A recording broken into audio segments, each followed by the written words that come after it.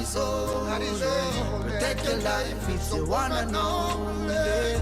Evil people will kill you slowly. Your life is precious, protect it is one. Three islands, say we have to give thanks, yeah. When you wake up, you have to give thanks, yeah. And before you sleep, you have to give thanks, yeah. Jah guide way, out on the highway. Love to see them living in love like highway. When all is said and done, only one life we gotta live, yes. All I know is God is holy. Protect your life, it's your one and only. Evil people will kill you slowly. All I know is God is holy. Protect your life, it's your one and only. Evil people will kill you slowly. All I know is God is holy. Protect your life, it's your one and only. Evil people.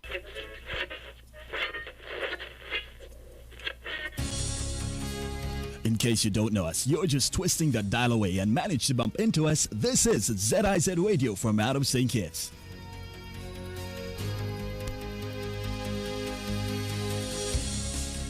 All right, 27 minutes, moving up to the hour of 10 o'clock, 9:33 in the studio. Welcome back to the morning show. Well, in the studio with me, I'm delighted to share with you all some students from the Clarence Fitzroy Bryant College. They're here this morning to celebrate World Read Aloud Day. Well, I know for a fact that has passed, and due to some logistics that we, logistical challenges, let me put it that way, that we had. Despite all of that, the message still remains the same, and reading aloud is powerful. And every voice, including those here in the studio, deserve to be heard. So today we're going to continue that global celebration of literacy, confidence, and connection. And in the studio, I'm going to introduce to you, well, I'm going to let them introduce themselves, so at least you know the names behind the voices, because oh, by the way, yes, you can see them. You can log on to YouTube right now, and you can see them for yourself. Right, go to ZIZ. You're going to see it on YouTube. World Read Aloud Day. Reading Relay with CFBC. So I'll now hand the mic, so to speak, over to the students. Let them introduce themselves, and we go from there. All right, so greetings everyone listening here in Radio Land and looking in TV World. I am Vicky Edwards Douglas, and I am a teacher and student at the Clarence Fitzroy Bryant College, and I am also the current SGA president. Good morning, everyone. My name is Ajna Brown. I am currently the president of the Student Ambassadors Club at CFBC, and I am a law student. Good morning, everyone. My name is Jamari Isaac, and I am an ASGS student studying natural sciences at the CFBC. And can you share the mic with your students? Good morning, everyone. My name is Frema de la Cruz. I am the president of the CFBC AI and Coding Club, and also representing the college in the LIDC debating competition this year. All right, great. Now, with you two, I'm going to ask you all to get cozy together, right? And yeah, so bring that mic down here, and you get closer to your all right. So we're going to start.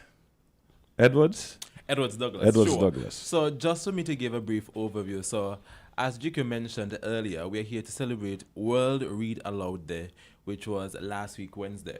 So World Read Aloud Day highlights the power of reading together, building literacy and boosting confidence through speaking, of course, as we try to ignite the imagination. So through, of course, reading and the reading of stories, it reminds us that when we speak together and when we read together, we learn. And of course, we spark the curiosity that most of us had when we were children. So today, we are about to do this special little number here. It's called the Lesson Box. And the Lesson Box was written by Trigenza Roach, who is actually from St. Kitts and Nevis, who lived in Sandy Point, believe it or not, but would have migrated to the U.S. Virgin Islands at the age of 8. So currently, Chikenze again is a Kittitian-born American from the town of Sandy Point, St. Kitts. He is a politician, attorney, former journalist, and author who has served as the 12th Lieutenant Governor of the United States Virgin Islands since January 2019. Wow. Thanks for sharing that information. I wasn't aware of that. Oh, man. We got petitions all over the place. And I guess Black History Month, so yes, it's correlation. Yes, very appropriate, very appropriate. Nicely done, nicely done. All right, let's hear from you. Who's going to start first? So I'm going to begin the relay. So the reading relay is simple and easy, just like you have a relay when you run in sports. We will each take a turn to read, and we'll pass on the button until we reach the end of the story. All right. Like many children who lived on the island of St. Augustine, Rebecca had a nickname.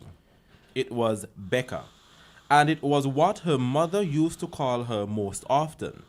Sometimes her mother said the name like it was a beautiful song. Other times, she spoke it quickly, urgently, with no time to waste. These were the times when her mother wanted her daughter to come to her side and to do things this right away. It was a hot day in July. Becca was free from school and she was hiding safely tucked away in a corner, beneath the thick, crisscrossing beams which supported the house where she lived. This was where she was when her mother called. "Becca, Becca." At first, Becca did not answer. She was busy playing. Earlier in the day, when she had been outdoors by herself, she had picked some pieces from the prickly pear. She had scraped off the skin and prickles and had placed the pulp in water until it was shiny and oily, just like the cooking oil that her mother used in the kitchen to make her favorite Johnny cakes and fried fish. But now, as her mother was calling, Becca was pretending that this corner under the house was her own little kitchen, and that the cactus juice she had made was really cooking oil, which she would use to make her own version of her favorite dishes. When her mother called a third time, Becca knew that there would be trouble if she did not answer, and so she called out in response, "Coming, Ma." "Stop coming and come quick," was the response of her mother, her voice booming like a drum. Becca stood up, but just a little too quickly, and she brushed her head against the beam. Before she could avoid it, her dress also was caught in the splintery edge of a wood plank, and she heard and felt the fabric tear all at once. She bolted into the kitchen door before her mother could call again. "Look me here," she called up from her mother's feet. Becca was a sight. She was barefooted. Her knees were coated with a layer of the ochre-colored earth. Her dress was split along a line where it had been torn on the plank of wood. A cobweb covered the top of her head like it had been put there as a crown. The mother looked at the child standing beneath her. She wanted to laugh out loud, but she did not. She did smile, a beautiful smile, which curled the corners of her mouth and filled up her dark eyes. What to do with this child was a question she asked of herself, not really expecting anyone to answer. "Becca, I need some chibble and thyme." What was her mother? This was her mother's way of telling Becca that she needed to take a short walk out of their gate and to the neighborhood stand where Mrs. Paul sold vegetables and fruits when they were in their season. Becca's mother handed her basket and some dollar bills, which she crushed and placed into the pocket at her side. As her mother leaned over, Becca smacked a kiss against her cheeks and then skipped through the door with glee. It always made her happy to help. "Hurry back," her mother called. "Don't waste time." As she skipped her way through the neighborhood, Becca counted in song. It was her 6 times table, which she was trying to memorize. 6 ones are 6, 6 twos are 12, 6 threes are 18, and 6 fours are 24. She took a pause to breathe so that she could continue, but a familiar voice, the voice of a boy, interrupted her song. "How many seeds does a mango have? How many seeds, I say?" The voice rang out, keeping the same tune as Becca's song. Though he was hiding from her now, Becca knew that the voice was that of Khalid, who lived in the house on the path. Although he was shorter than Becca, Khalid could run faster than she could, but Becca could swim faster than he could, so she thought this made them even. Sometimes they played hiding games and sometimes games with sticks and stones or balls which got lost in the bush. Becca continued her song, not paying Khalid any mind. Everybody knew that a mango has only one seed, she thought. 6 5s are 30, 6 6s are 36, and 6 7s are 42. But Khalid interrupted her song again, singing out, "How many seeds does a tamarind have? How many seeds, I say?" Now the tamarind was different, for each pod did not have the same number of seeds, and the fruit was so sour that just thinking about it made Becca purse her lips. So she answered, "Sometimes 3, sometimes 4, sometimes more," she said. Now Khalid laughed out loud and came out of hiding with a small tamarind in his hand. "This one only has 2, he said. "You lose, Becca. You did not guess right."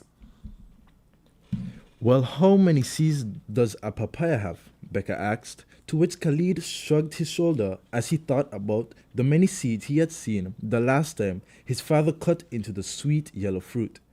There were too many to count. One seed, Becca said. My papaya only had 1. Now Becca laughed, waving her basket overhead, remembering the papaya which surprised her mother that morning with 1 single seed. Now the two walked side by side. Khalid had not been sent on an errand in a long time, not since he took off running with a parcel of eggs and dropped them, breaking each one. So now he just walked with Becca, dragging a stick to make crooked lines in the loose dirt. As they walked on and on, the first fruit stand came into view. They could see that there were no fruits or vegetables on this stand, which belonged to Mrs. Peterson, who closed her gate in July and August each year so that she could spend time with her daughter on the estate called Bon Resolution.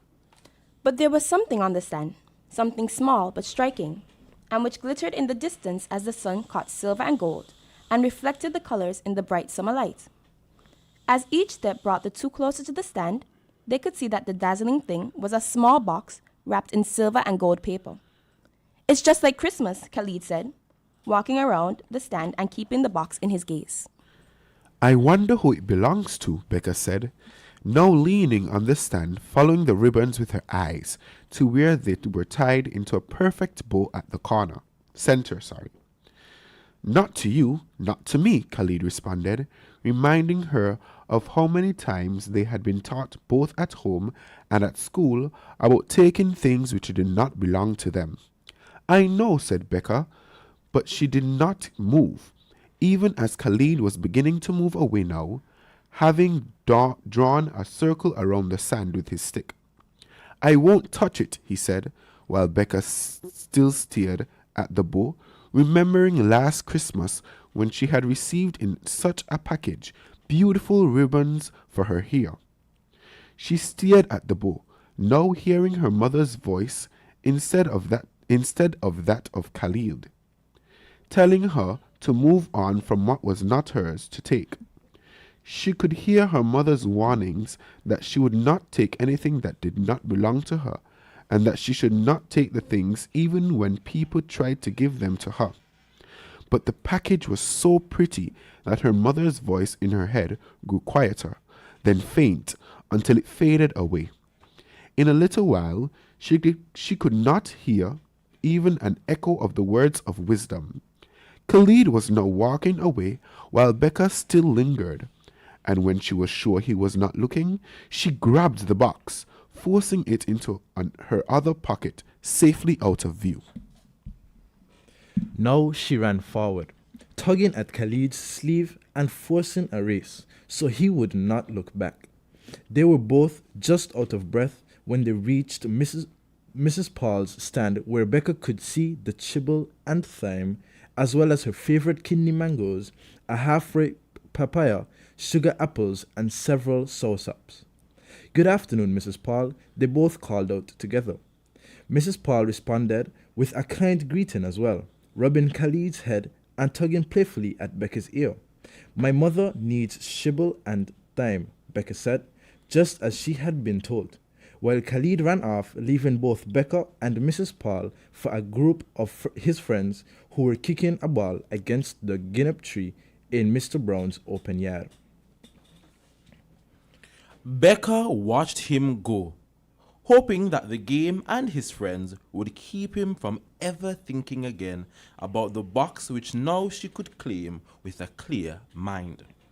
Mrs. Paul placed the items in Becca's basket, then gave her the change which Becca tucked away as she had done before. Then Becca took off before Khalid could see her. She heard him laughing and playing as she made her way home. Nothing could draw his attention from the game. In a short while, Becca was back at her own gate, then at the kitchen table where she quickly set down the basket so she could make her way back to her corner under the house. Mrs. Paul said to tell you hello, Ma, she said, rushing from the kitchen before her mother could ask her to do something else. Soon, Becca was back in hiding, again under the house, but now with the mysterious package. She shook the box, but it was a soft sound which gave her no clues. She smelled the box, but once again, there were no clues to what it might contain. Her curiosity was building as she tugged at the gold ribbon, which seemed to loosen the knot. But before she could completely undo the knot, her mother's voice came again. This time, her mother was calling her to wash up so that she could join Ma and Dad at the table for dinner time. For a second time, she hid the box in her clothing. She would wait until she was safely in her own room, where she could close the door before opening the package completely. By now, her father had returned home, though she rushed past him, now barely giving him the hug which she gave him always when he appeared at the end of the day. "What's the rush?" he asked as she dashed into her room. He did not get a chance to question the unusual bulge in her pocket. Becca did not answer and was gone before he could inquire once more. Now in her room and safely behind the closed door, she tugged at the ribbons, letting them fall to the floor. The cardboard box underneath was taped shut, and she tugged at that also to pull the box open. To Becca's surprise, out flew a big fat cockroach, which the people of St. Augustine also called a mahogany bird.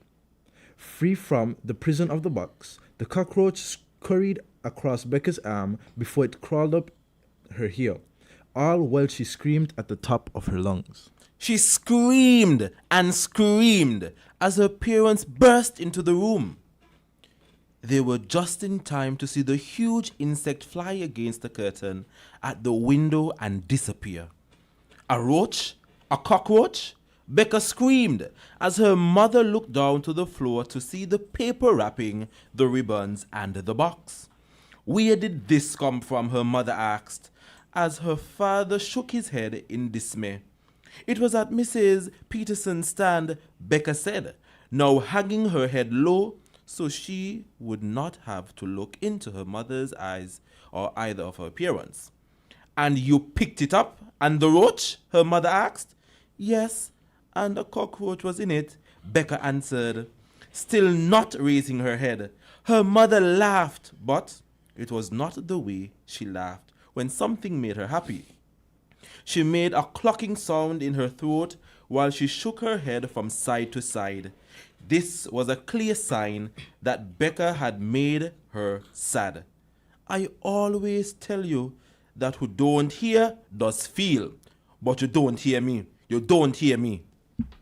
Becca knew that her parents were disappointed that she had even taken the box, even though she knew it was not the right thing to do. But all she could think about was the cockroach in the curtain, and that she did not want it in her room. So she pointed at the window, hoping that they would help. After a few moments of silence, Becca's mother walked to the window and gently opened the glass pane. She tapped the curtain with her hand until the insect was free from the cloth and flew outside. Mother and father then stood together and called her to their side. Becca knew that she had to tell them why she had taken the box, even though they always told her not to take things that weren't hers. "It was so pretty," she began. But before she could continue, her father interrupted her. "Remember that a thing can be pretty just on the outside and not the same on the inside," he said. Becca looked at the box and its nice wrapping, but she also thought of the feeling of the insect crawling on her arm. She shivered, and they hugged her closely before leaving the room for the evening meal. Later, they put Becca to bed, each with a kiss, Mwah. but with the lessons of the day still on her mind. The end. Yeah, man. Hey, Yoshi, have to get Yoshi. Yeah, man. She had a bigger audience. I really enjoyed that. I really did. I really did. Yes. You know, especially with the Mahogany Bird, I thought that was just, something we just make up, you know what I mean? But I didn't realize it was so generic. Indeed. I truly enjoy listening to you guys reading. You know, it reminds me of, how important it is to read aloud. Yes. Because sometimes you read it in your head, and you know what you're reading, but then when you say it out loud, it sounds totally different, right? Yes. Correct. And it kind of, it does something to your confidence, especially when you don't call the word correctly, you know what I mean? It forces you to say, hey, I thought I didn't know that word. Correct. And you go back And you're and listening to Definitely. analyze. Yes. Okay, maybe I should restructure. I might have to research to see how the Yes. syllables. And again, there are different ways for words to be called or pronounced. And Yes. even how you emphasize the words. yes, that too, right? That too. And talk about emphasis. I realized while you were reading, it says to me that you understand what you were reading because it wasn't just monotone, right? Your delivery expressed how you felt about the words you saw as well, which says to me you understand what the word meant, and you expressed the feeling correctly. That's just my observation. And I didn't know reading together could be so much fun. But it is. Yeah, looking at you guys and saying, okay, but wait, technically you all still read, and even though you ain't saying anything, So it's like you're still reading the book, right? Mm-hmm. But yeah, I really enjoyed it. For my audience, I hope you enjoyed it too. And again, this is just a reminder of how important literacy can be, meaningful and exciting, you know what I mean? So I hope you all leave from here, want to read more. And that was one of my goals for 2026. Last year, ashamed to say, I read 3 books. So this year, I'm trying to up the ante and go more than 3. Right? I know I see you shake your head like, oh gosh, only 3? Yes, only 3. I've really improved. I gone from not reading at all. To reading at Okay. least 3, which Yeah, is good. so which is good. That's progress. Yes. So, I'm more inspired to read. I'm going to try the reading relay. I got to find a partner now. All right, the last words from you in terms of how you felt this morning now that you've quote unquote accomplished your goal this morning. How you feel now after, preparing for this moment? Well, it was definitely an exciting opportunity, and we are thankful for you guys having us. As you said, it is very important for us to read, and the fact that we were able to come here and read for the audience, it was really like something that we enjoyed, I guess. Mm-hmm. Yes. What about you? I'm just elated that we got the opportunity to come out and read for the audience and what's not. It was impactful on me because I have siblings, younger siblings, and I don't necessarily read for them, but now I'm finding inspiration, to go, let me read them a bedtime story, Yeah. So it was just fun and exciting. Yeah. What about you? Well, unfortunately, unlike Jamari, I have no younger siblings. I am the youngest. Oh, So it just reminded me of when my parents used to read to me when I Okay. was a young child. okay. So it was a great opportunity. Nice. I'm very thankful for it. Thank you. Okay, good. Lovely. Well, for me, I enjoyed the opportunity. I was actually here last year with the group that came. And I think once we're able to find different ways to give back, and of course, I'm hoping that those who are listening are looking, they're inspired and motivated, of course, to read or to even read more. I do a lot of reading, even though it's more so for like research purposes and study, which is fine. But, I'm able to find my comfort and solace in certain things, especially being somebody who loves philosophy and, of course, comics. So the Marvel and DC universe and these different things, of course. The best. Okay. And, of course, on behalf of CFBC, I just want to say thank you so much for having us here. It was indeed a great opportunity. And we're just hoping again that we can encourage those of us who are listening, whether locally and the web diaspora, to read more. You don't have to read a whole book a day, but a couple paragraphs, and you'll be right on your way. Indeed. You know what? I'm not even going to add anything to that. I'm just going to say thank you for using our platform and enjoy the rest of your day. All right. You as well. Thank you. Thanks for listening, whoever you are. Thanks for being a part of our programming. Coming up at the bottom of the hour, we have the Waterline. Is going to be a rebroadcast. We'll be back right after these messages.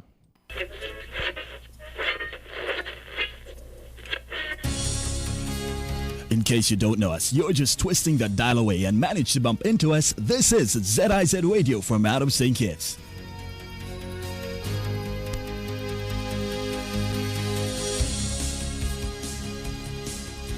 At The Cable, we believe in giving back because when our community thrives, we all do. That's why, as a company, we make it our mission to touch the lives of everyone in St. Kitts. We spearheaded the renovation of JNF Hospital lobby to ensure better care